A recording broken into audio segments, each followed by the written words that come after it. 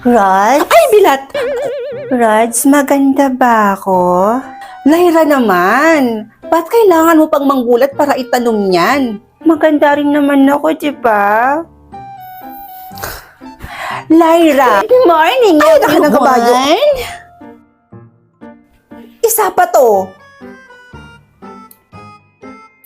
Naila, bakit ang saya-saya mo? Hay nako, Lyra, may boyfriend na kasi ako. Talaga? Oo naman, mukha ba ako nagsisinungaling? Buti ka pa. Ako kaya, kailan magkakaroon? Don't tell me na until now, wala ka pang nakahanap na the one. My gosh, galaw-galaw din pag may time. Kayahin mo ko, maghanap tayo. Gusto mo? Hoy Naila, wag mo nga sa'yo itulad si Lyra. Hindi mo siya kagaya, no? Ikaw, para kang drone.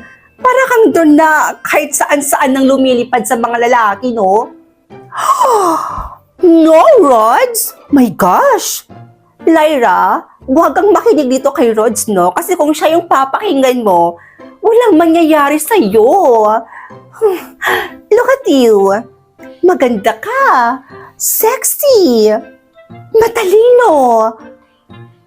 Alam mo ba na sa OFO ko lang nakilala yung boyfriend ko? At nafe-feel ko rin, girl, na sa OFO mo rin makikilala yung magiging future boyfriend mo. Alam mo, sa panahon ngayon, ay nako, ang dami na talagang gumagamit ng OFO na yan.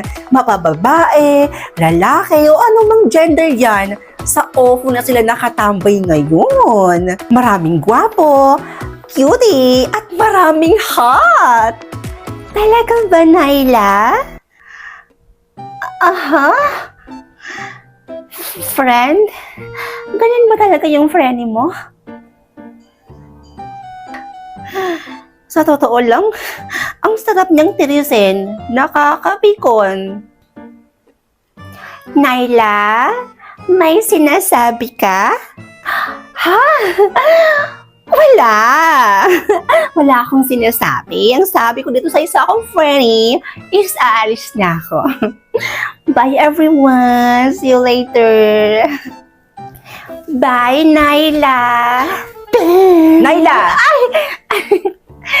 Bye. See you.